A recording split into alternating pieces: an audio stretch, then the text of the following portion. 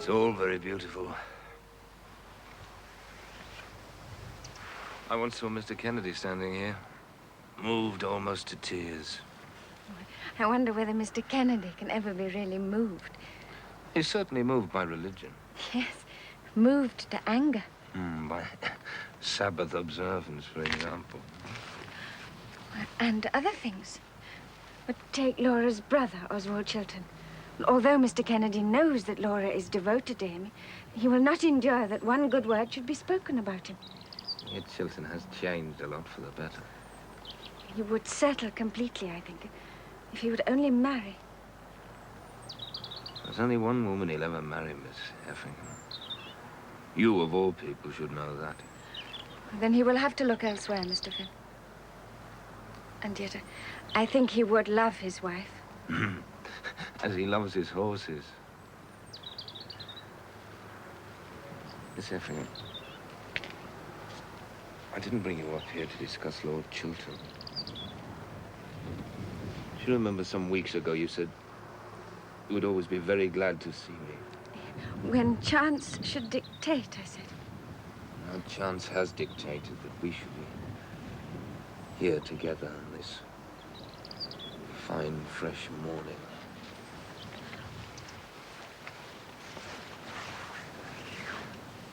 Fine, fresh mornings are cold when one is still. Not when one is close to someone else.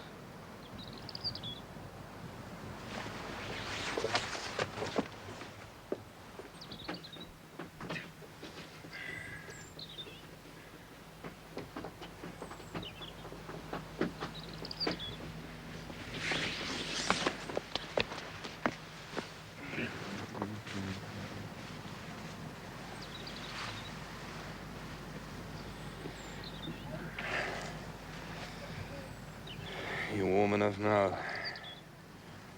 Hungry, after all that exercise.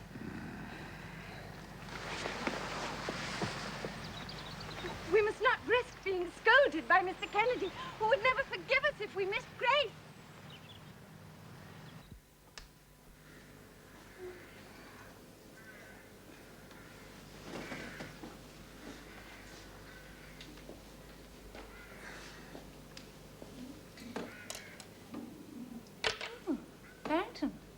What's this I spy? Mr. Finn returning from the wilderness with Miss Effingham? Oh, well, they could both do worse. I'll own I've had my doubts about Finn, but he's beginning to shape much better now. I don't know how to put this, Barrington, but, well, Violet has a rather wary look about her. Indeed, Lady Glen. She looks as if she had one hand permanently on the lever, ready to bring down the safety curtain. Ah, yeah. They say your cousin Laura would have taken him. She hadn't given all her money to that madcap brother of hers. Well, there's going to be trouble about that money, Lady Glen. Kennedy is claiming it back as Laura's rightful dowry. Mr. Kennedy certainly believes in looking after his own, in which case he might do well to start looking after his wife as well. It's very plain how she feels for Mr. Finn. True, indeed. But after the affair with the garrotters, Kennedy's bound to put up with anything. How very convenient for Mr. Finn. Yeah. I wonder if he hired the garrotters himself so he could stage the rescue. Oh, Lady Glen, if he was going to those lengths, he'd have done better to have finished Kennedy off altogether. That's hardly a Christian thought under the roof of our house. Forgive me, did somebody say Finn was coming? Yes, Planty, yes. We just saw him coming across the park now. You better put in your claim quickly. Mr. Finn is very much sought after these days. Well, I wanted to engage him for chess this afternoon. Chess again. Other plans with Mr. Finn? Oh, well, I wouldn't say that necessarily, Lady Glen. But chess is a great revealer of character. Oh, well, I wonder if it'll reveal that rather alarming air he sometimes has, as though he might, well, catch fire and burst into flames all over the place. Yeah. Still, I suppose it comes of being Irish. Yes, well, it's the same in the house, Lady Glen. One's never quite sure that he's under control, whether he won't catch fire, as you put it, and do himself and us a lot of damage. But surely catching fire is just what a good Liberal ought to be doing. A good Liberal ought to be blazing with indignation about all the wrongs in the world. He ought to be, well, burning with desire for reform. No, Lady Glen, too much blazing and burning, and all you have is a pile of cinders at the end of it. That's the trouble with Turnbull, for example. The man's too hot to be safe. If we don't watch Turnbull, he'll have everything crashing down in flames. Well, at least he keeps you on your toes. If it weren't for men like Mr. Turnbull, you'd all go on like the Tories and never do anything. Oh, come, Lady Glen, you mustn't say that. We like to take things at a measured pace. We do not like to be hurried. It's good for you to be hurried a bit. You're all much too smug. That's why so many people are getting to support Mr. Turnbull. They want a bit of fire about the place, Barrington. Otherwise, they'll never get the ballot or anything else. If I were a Liberal member, I'd vote for Mr. Turnbull like Billy O. God forbid! God forbid what? Well, with respect, Lady Glen, you're being a Liberal member. We have enough trouble already without having lady members in the House. We'll get there one day, Barrington. Just you see, and then you watch the sparks fly. Tell me, Marie, how long have we known each other? Well, now, let me think, Duke. We first met after your nephew was married, but before his little son was born. Do you remember we went together to the christening? I remember well. Not long ago, but a long time for a man whose days are drawing out. But in all that time, I've never asked you for anything. Nor have I asked you for anything, Duke. Yet you might have asked what you pleased. I want nothing you can give me, Duke, except the pleasure of your company. Nevertheless, you might ask much more of me if you would. So might not I ask more of you, Marie? I cannot prevent your grace from asking. And what would be your answer? That would depend on the nature and the extent of your grace's request. But of course I know that a man of your dignity and position could never be greedy. Oh, all men can be greedy on occasions, Marie. As greedy as children for sweets. Well, then, like those children, they must be reminded that a surfeit could make them sick. Very well. For the moment, all I shall ask is to touch your hand again.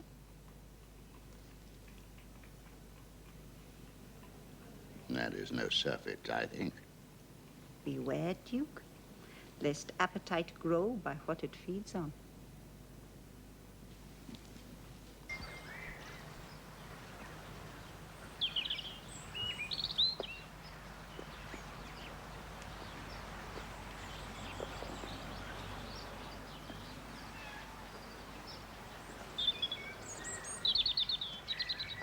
Do you remember when you and I were here last?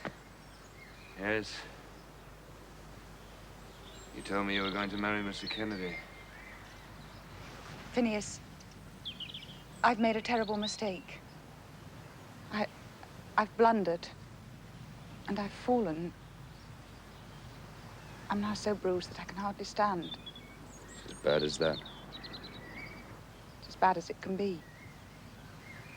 I don't know why I should come crying to you. You can come to no one who is more anxious for your happiness. Phineas, I wish you'd go from here. Not today. Stay as long as everyone else, but when you go, don't return. Well, Mr. Kennedy is very grateful to you. He'll press you to come again this autumn. But you must refuse, Phineas. Why? Because to have you here is a great trouble to me. Why is it a great trouble? Because I'm a fool. I else. Is that enough for you?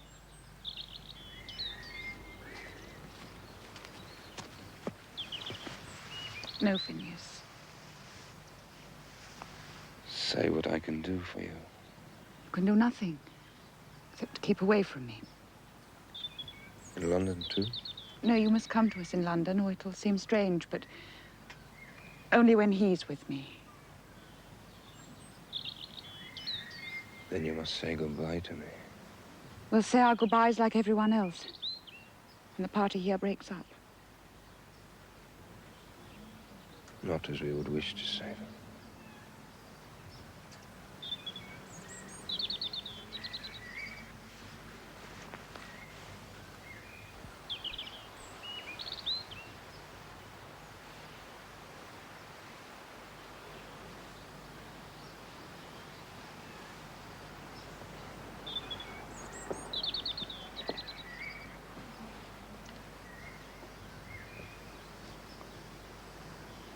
I'm glad you both love this spot as I do.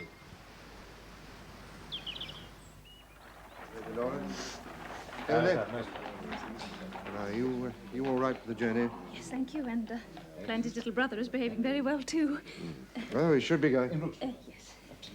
Lady Laura, Mr. Kennedy, it is sad to be leaving beautiful Loch Linter, but I expect we shall see you in London before very long. And you will come again in August, I trust. Goodbye. You too, Finn. As soon as the general election is done. I should very much like to, but I fear I may have family business to claim me in Ireland. Then we shall look to see all the more of you in London before then.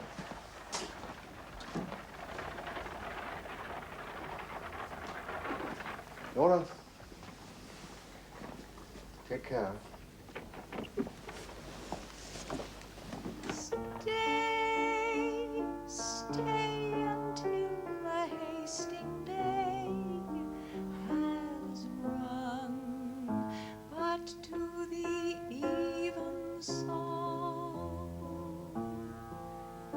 and having prayed together, we will go with you along.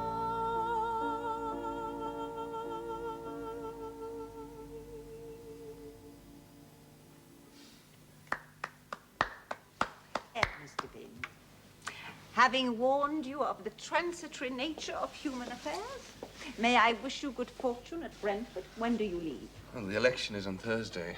I go down to stay with Lord Brentford tomorrow afternoon. Lord Brentford has been very kind to you, I think. Yes, it's rather worrying being so beholden to him. Worrying? Yes, you see, there's this girl, Miss Violet Effingham. I have seen her. Well, Lord Brentford would like her to marry his son, but she has refused Lord Chiltern, so I venture to have hopes of her myself. And what are Miss Effingham's hopes? She seems uncertain. But if she were to declare herself for you, Lord Brentford would be very angry. Highly, and so would Lord Chiltern. He says he won't try for her again, but he would be very angry with any other man that dared to step in. And so, if I am to pursue my chances of Miss Effingham, I must risk offending the family that's been so kind to me. Neither she nor I would want that. This, I think, is the reason why she is less loving than she might be. Give it time, Mr. Finn, to turn itself over. Everything may yet come right. Yes, but if I'm to continue any further with Miss Effingham, I'm bound in honor to tell Lord Chiltern I'm doing so. At once.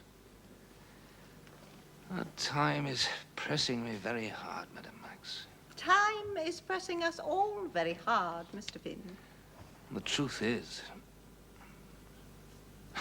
The truth is, Mr. Finn, that what you need is a good walk in the park. Your complexion is not at all a good advertisement for love. His Grace, the Duke of Omnium. Goodbye, Madam Max. Mr. Finn? Duke.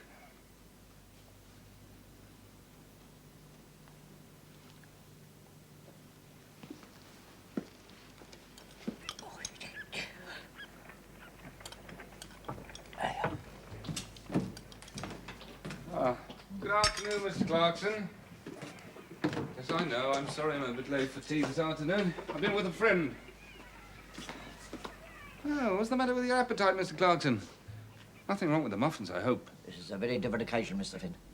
Your time's run out, you see. The clubs. Parliament's been dissolved. The weeks have gone by, as I said they would. And as from noon today, you ain't protected anymore. Now, can you pay me £300? You know I can't, but if you'll only let me Now, have the some sheriff's time... man will be here soon. Either you pay me the money or I hand you over to him when he comes. But Lawrence Fitzgibbon's name is on that bill as well. Now, as to the Honourable Lawrence Fitzgibbon, sir, he went to ground somewhere in Ireland, we think. Had you been in this business as long as he had, you'd done the same. But that's the whole point. I'm still here because I have an election to stand. Tomorrow I go down to Brentford. Oh, no, you don't, Oh, if sir. you only let me get my election done. Ah, yes, now, you get your election done and you'd be off, like Mr. Fitzgibbon. And you wouldn't be back again until Parliament was in session and you protected once more. And then I'd have to go through this business all over Clarkson, again. I give you my word. I'm not saying you'd want to give me the dodge, but you ain't got no choice. But I just haven't got the money. What's the point in having me arrested? To make an example of you. And in case someone might have pity on you and pay up for you. Now, you come on over here and have some tea. Sheriff's man will be here soon. And you'll need a full stomach where you're going. Mr. Phineas, Miss Fitzgibbon. Miss Fitzgibbon? Mr. Lawrence's sister? Good afternoon, Mr. Clarkson. So, Mr. Finn, Lawrence has left you in the lurch. You're Lawrence's sister. I heard you and Lawrence had fallen out, so I made a few inquiries, knowing only too well where to make 'em. So, Mr. Finn, what's to be done? Hasn't he told you that as well? I'm to be imprisoned at any moment. Dear me. So it's got as far as that. And of course you can't pay. Of course not. Then why did you sign that bill? Because I was Lawrence's friend. Because you are Lawrence's fool, Mr. Finn. You thoroughly deserve to be arrested. An excellent lesson for you. You have a very good landlady. I trust that she at least has been paid. Oh, yes. And clearly you're not a bad young man, merely weak. Like Lawrence. Only weaker because you let him persuade you. Miss Fitzgibbon? Thank you. Waste not, want not, eh, Mr. Clarkson? Yes, true. Another lesson for Mr. Finn to contemplate in the coming weeks. Miss Fitzgibbon, why have you come here? To sermonize, Mr. Finn. I'm an unmarried woman. Now, Mr. Clarkson, how much is owing? The bill's for £300. How much did my brother have for it in money? 120. What with other considerations? Dear me. Between your greed, Mr. Clarkson, Mr. Finn's credulity, and my brother's sheer wanton waste, I'm quite appalled. You men. Thank God I never got married. Settle for 200, Mr. Clarkson. Cash down. 250. 220. 225. Done.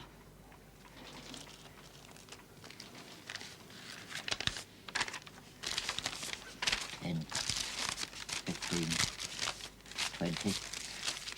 Marvellous. It's always been a pleasure to do business with you, Ma. Mr. Clarkson? Yes, ma'am. Oh, the bill. Come on, Mr. Finn. It's been a pleasure to meet you two. Only do remember next time, do be punctual. It does save so much time. Oh, the sheriff. Let's hope there'll be no next time, Mr. Finn. A memento of the occasion. And this one. There. Now then, once upon a time, there were 3 friends called Bruin, Boris, and Jimbo. And they lived in a little house like that at the edge of a great gloomy forest. Now in the summer, they all used to go off for picnics. Now in the forest there lived a great, roaring, ravenous lion called Lucifer, who used to go like this. Arr, arr. Then one day Jimbo said, "Oh, please, please, let's take our picnic into the forest for a change."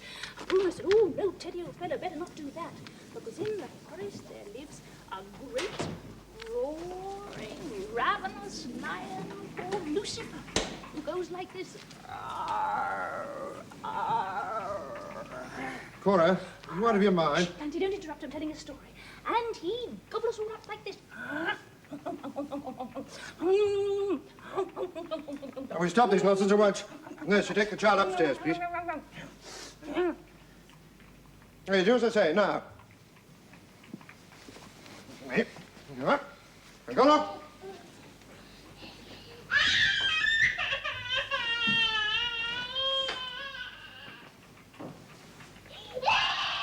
Now, you see? You've upset it. I did He was upset because you go and spoil my story. How dare you interrupt like that? And how dare you send my child away from me? Now, Cora, you calm yourself. I couldn't allow you to go on with those absurd antics on the floor. Antics? I was simply acting my story for Planty, and he was loving And it. I never said that I could not allow you to continue with these theatricals at a time like this. At a time like what? With you in your present delicate condition. Planty, we have been all through this 1,000,000 times. If you really want to upset me and make me ill, the surest way to do so is to fuss. Fuss, fuss, fuss, fuss, fuss about nothing! I'm not fussing about nothing, Cora. Now, it is important, now it is imperative, that we have this second child safely. Why, if it is a boy, we make sure of the succession. And you know that. Yes, I know that, Plantagenet. I know my duty, otherwise I would not be here at all. There have been times, God knows when there's been little enough to keep me, but I knew my duty, and I stuck to it, even though there was no love to help me. Okay, Cora. Now, what do you say? That I wanted to go and I wish I'd gone. Instead of staying here to breed for you, to be watched over like some cow and calf who's been covered for 500 guineas. I wish I'd gone where there was love.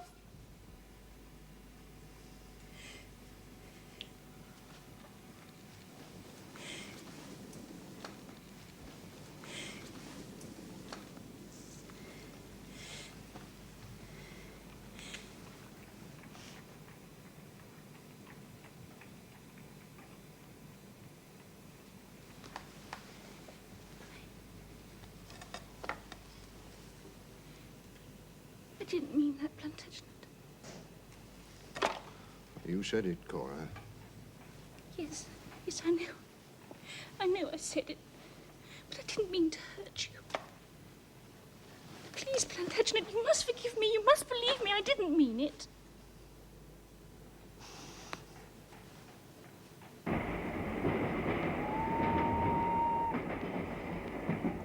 My dear Phineas, Robert and I leave tomorrow to be at Loughlinter in time for his election.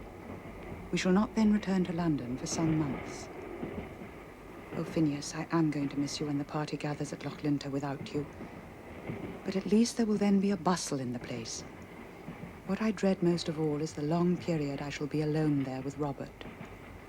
But I will not depress you with all that now. I think this letter should reach you before you leave for Brentford. Carry my love to Papa, and may the very best of fortune attend you.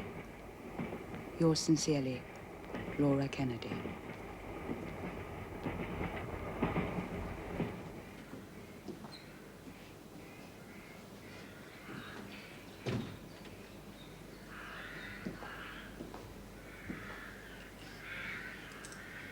Laura?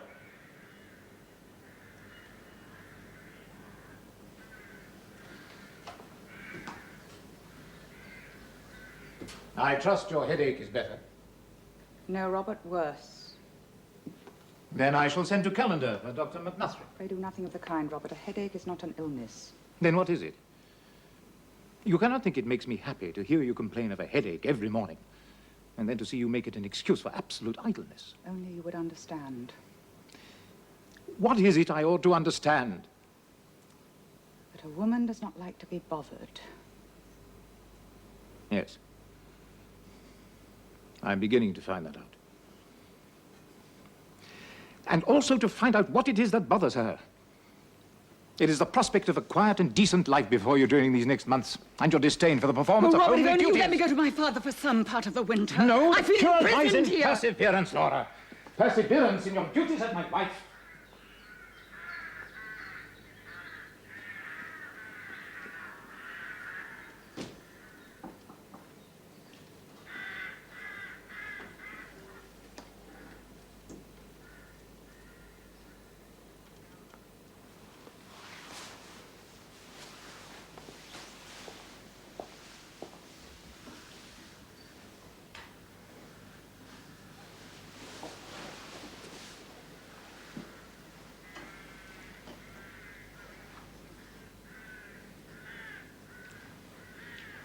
Your father is coming here for our house party.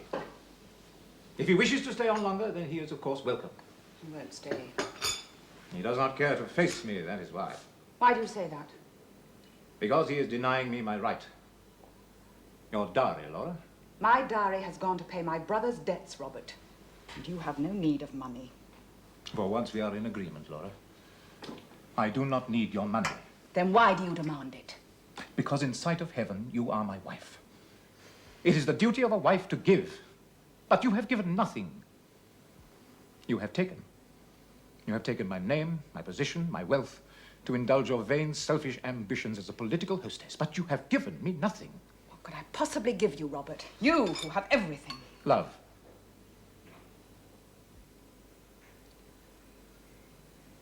I had hoped for love.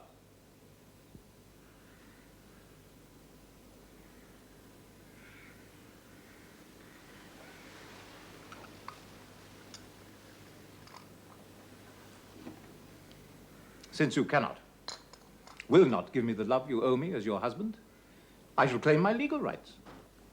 That you may not refuse.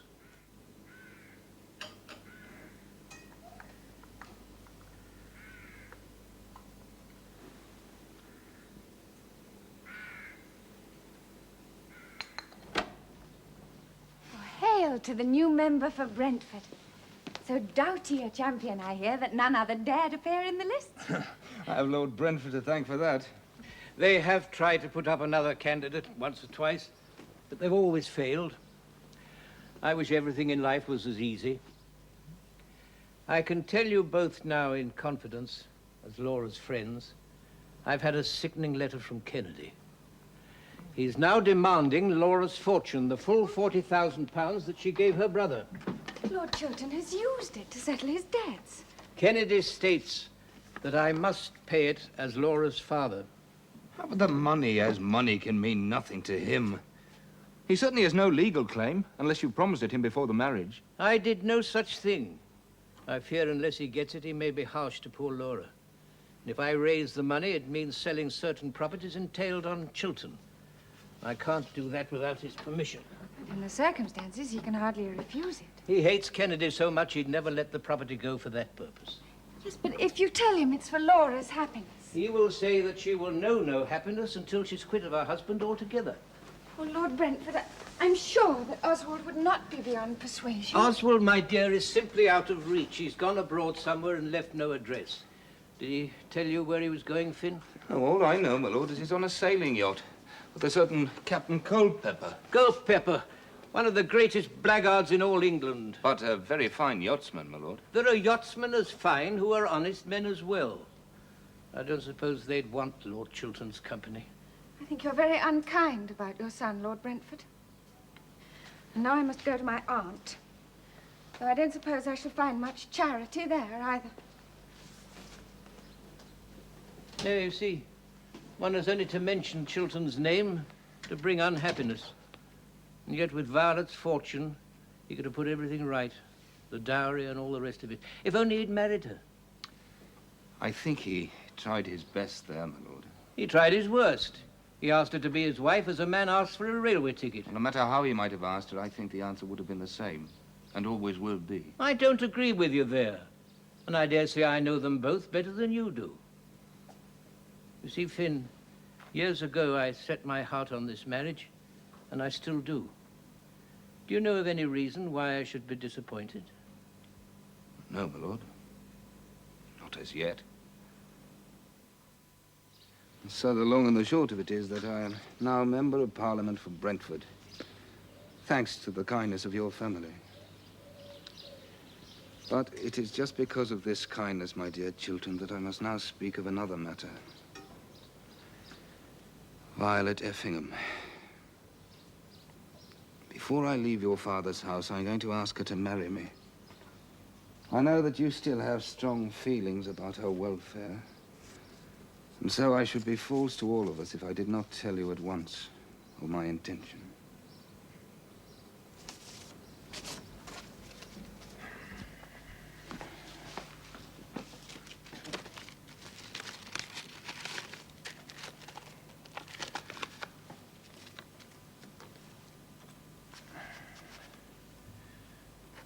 To Viscount Chiltern. Barings Bank.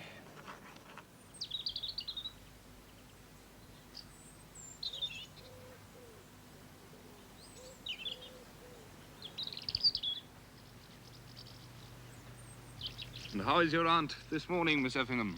Oh, cross, Mr. Finn. She has a migraine and must keep to her room.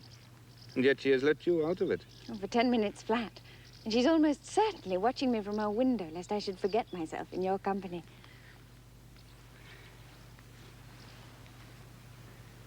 Has it never occurred to Lady Baldock that sooner or later you will meet a man who will want to marry you? Oh, such a man must be strictly her own candidate. And who is he at the moment? Oh, she has two at the moment. Lord Fawn, who is young but shriveled, and Mr. Appledam, who is old but fruity. And which do you prefer?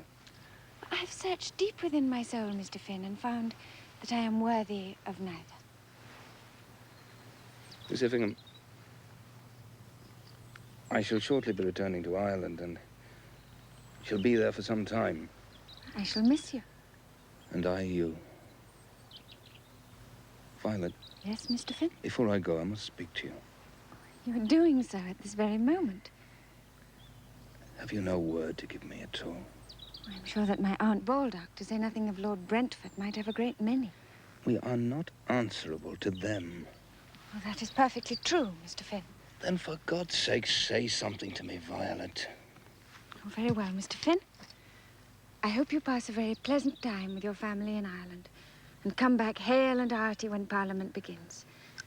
And now I must leave you before my Aunt Baldock has a seizure and falls through the window.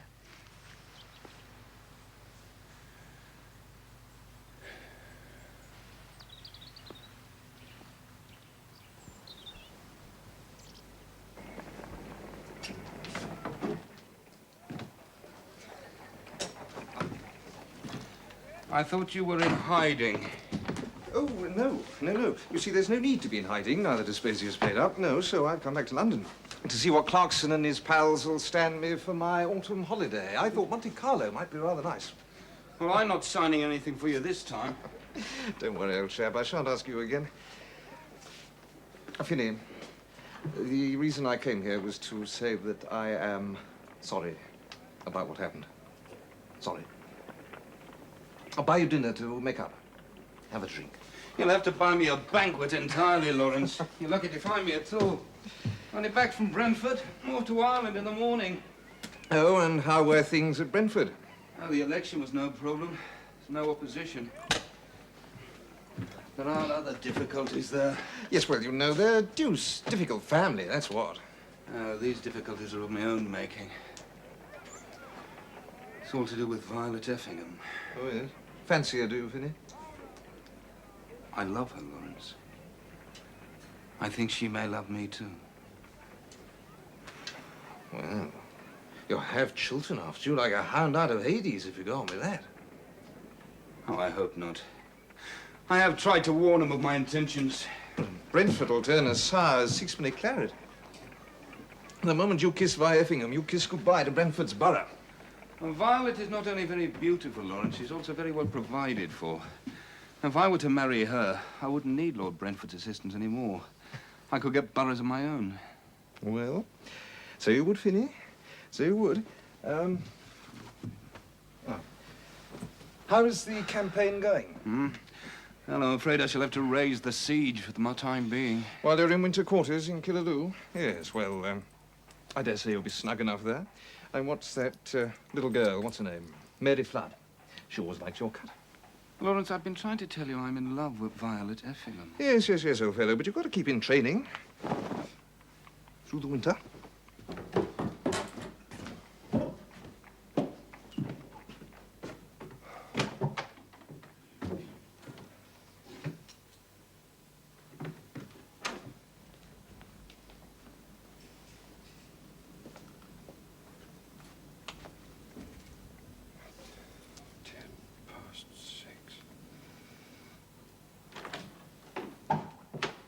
His Grace, the Duke of Omnium, sir.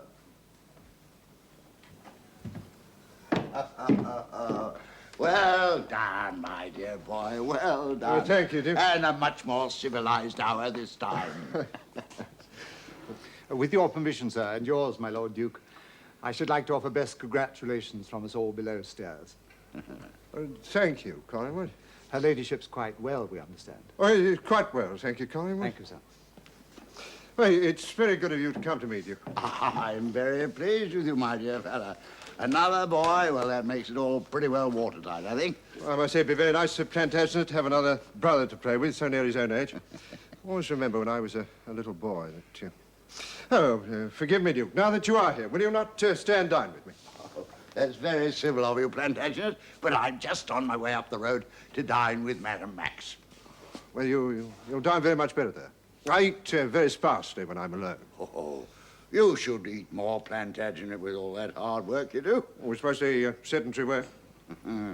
What about those two fine boys? That wasn't sedentary work, eh, Plantagenet? Well, well done again, my dear boy. And give my love to Glencora. And treat yourself to a glass of champagne with that sparse meal of yours. I've sent you over a case of Krug 55. Wonderful year then. Oh, well, don't drink the lot. Save a couple of bottles for Glencora when she comes out for her travail. Madam Max and I are going to drink the last double magnum in honor of the newborn Palliser. Good night, my dear boy. Good night, Duke.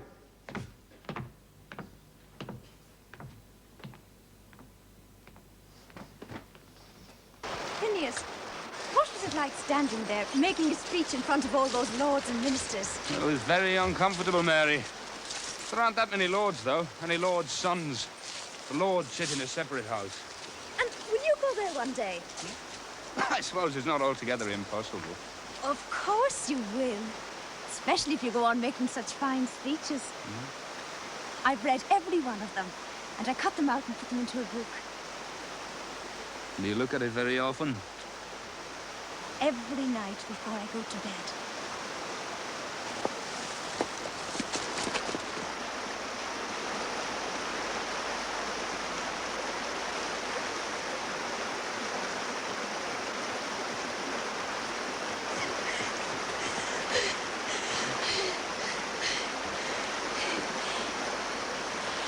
Whatever would the lords and ministers say? They could see you trying to have your wicked way with a poor little Irish girl.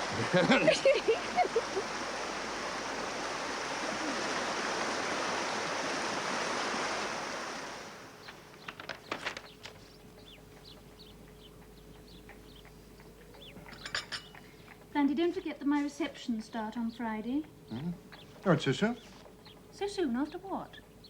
After Gerald's birth. Blandy, Gerald was born a good 6 months ago. You don't expect me to lie about on sofas for the rest of my life on that account, do you? Cora, I don't want to fuss. Oh. No. I know how it upsets you, but you're still nursing the child. I promise you that Gerald's diet will not suffer one little bit if I'm now allowed to exert myself from time to time. So, my receptions start on Friday. Oh, as you say, my dear. Well, most of the ministers should be back by then. I've decided to send a card to Madame Gerster again this year. What? Well, now the Duke of Omnium's away for the winter, I find myself almost beginning to like her. Like her? Oh, you called her that? And I may do so again. In the meantime, I like her and I wish her well. I can hardly think of her as a fitting associate for my wife. Oh, Blandy, just because we're from different countries, it doesn't mean to say that we can't be friends. She's a lonely woman, I fancy, and I think she needs a friend. And such a friend might seriously dissuade her from getting too close to the Duke of Omnium. You should be in the cabinet.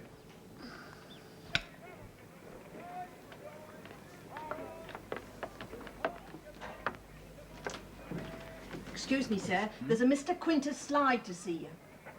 Oh, tell him I'm not here. Oh, no, you don't, Finn. Thank you. Well, now that you're back from your bogs in Ireland, you and I have got to have words, Finn. Words, Mr. Slide. Words. Mr. Phineas Finn.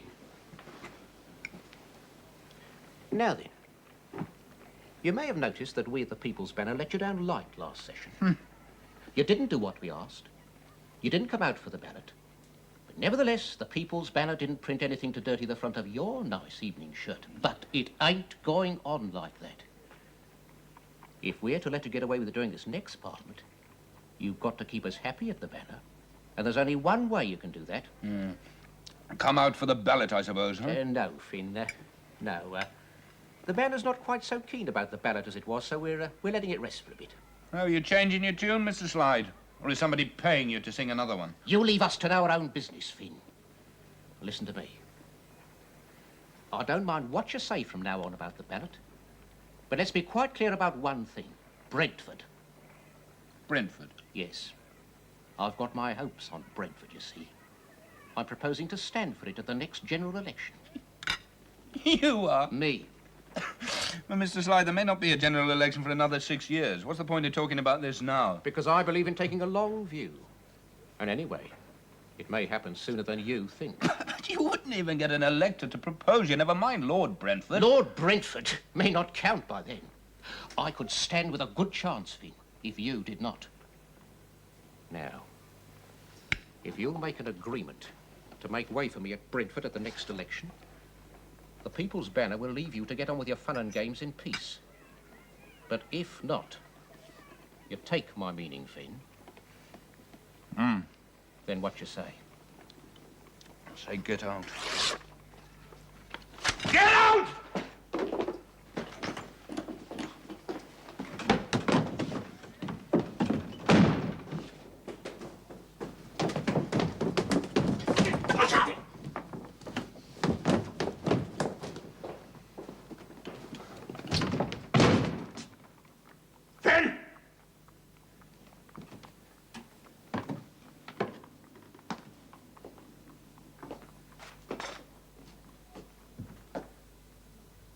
Chiltern. I'm very glad to see you. Your letter of some months past has lain in my bankers until yesterday. You must withdraw it. Withdraw it? Yes, sir, withdraw it. I shall do no such thing. Do you remember what I once told you about myself and Miss Effingham? Very clearly. You told me you would never, ever address her again. I also said I would be extremely displeased should any other man address her. Oh, and yet, despite this, at the first opportunity, as soon as my back was turned, you thought fit to do so. You, Finn. I've told 1,000 times that Violet is the only girl I've ever loved. I have done nothing I'm ashamed of. I wrote to you instantly. I'd resolved what I would do. Yes, you wrote. And I was halfway across the ocean when I was weeks, months distant. You wrote. However, despite this, it would seem that you are not yet engaged to Miss Effingham. No. Then how do you stand with her, sir? Answer me! I think Miss Effingham regards me as an intimate friend. An indifferent acquaintance would, I trust, be closer to the mark. However, we will let that pass. May I now presume that you have given up all hope of wooing Miss Effingham to be your wife? No, sir, you may presume no such thing. What can you have, man? I shall not talk of that with you now. What I require of you, Mr. Finn, sir, is that you shall meet me. Will you do that? You mean to fight? Yes, to fight. Fight. To fight. Fight! You're very thoughtful, Mr. Finn. Or are you a coward? No. No, but you, Lord Chiltern, are a bully. No, sir. Not I. What I require of you, Mr. Finn, is that you shall not interfere with that which you know very well I claim to be my own. But it is not your own. Then you must fight me. Very well. I shall choose a friend. I shall tell him everything. And I shall send him to you. Good. Perhaps you could speak to your friend at once. And your friend can meet my friend this afternoon. And then the two of them, both our friends, can arrange things between them. It will have to be Belgium, I suppose. Yes. A few hours there and a few hours back. And for any one of us, that is, who should chance still to be alive. While it was still moving. Incredible. I am told by the experts that that is technically possible. Good evening, Prime Minister. Good evening, Baldock. Ah, I see Lady Glencora's busy keeping it up. Yes, yes, Minister. Yes, that's what we must all do. Keep it up. Ah, I'm glad to see you're better. Dear Duke, Lady Glencora. Mr. Mildmay. Prime Minister's not looking too well. I trust to be able to see the new reform bill through. Well, gentlemen, I see we have a new parliament, but the same government. More or less, Lady Glencora. Yes, Mr. Palliser is still the Exchequer, and Mr. Earl still the Chief Whip, and Mr. Kennedy still... At Lancaster House. Of course. I'm so sorry that Lady Laura couldn't manage to be with us. I also, Lady Glencora. She sends her regrets. Thank you. Your cousin's not ill, is she, Barrington? No, no, Lady Glen. Laura's been naughty about Sabbath day observance, and so Kennedy left her behind in Scotland as a punishment.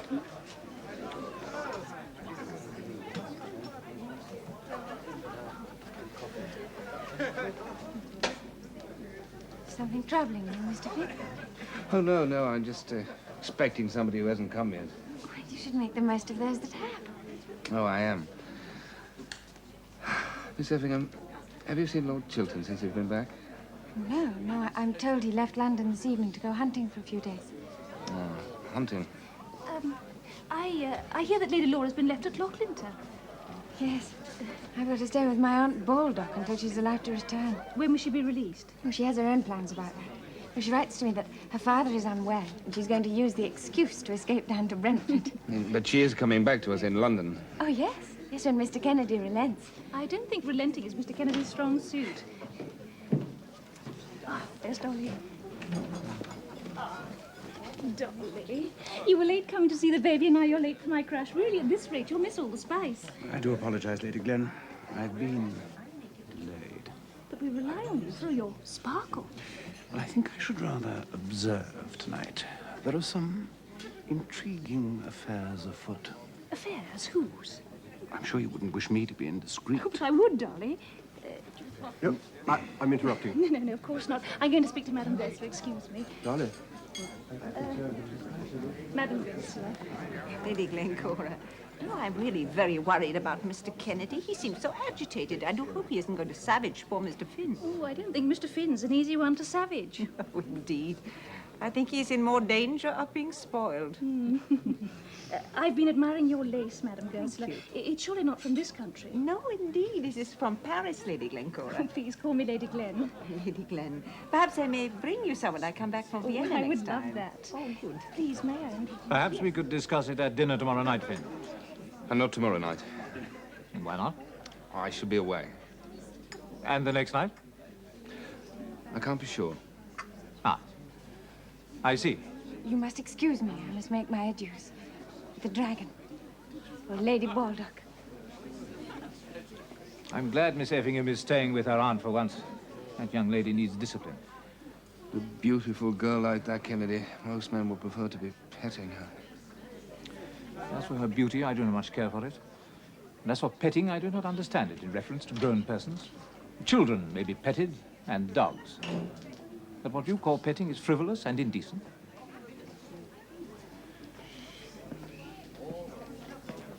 It would be a pity because Mildmay has the gift of being easy and genial with those with whom he has to deal.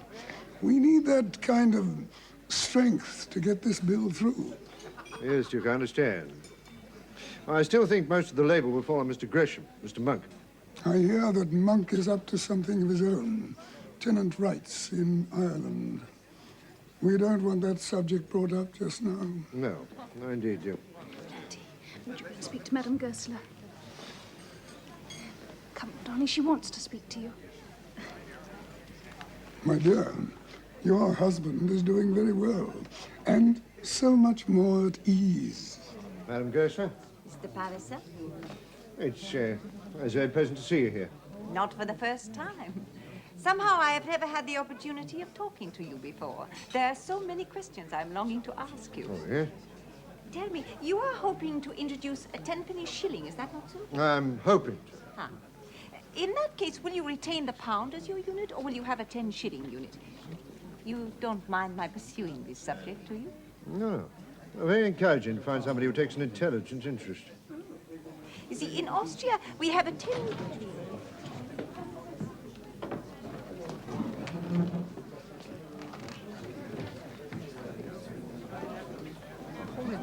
What politics or anything Come else. along, old fellow. Time to go. Dolly. Bon voyage.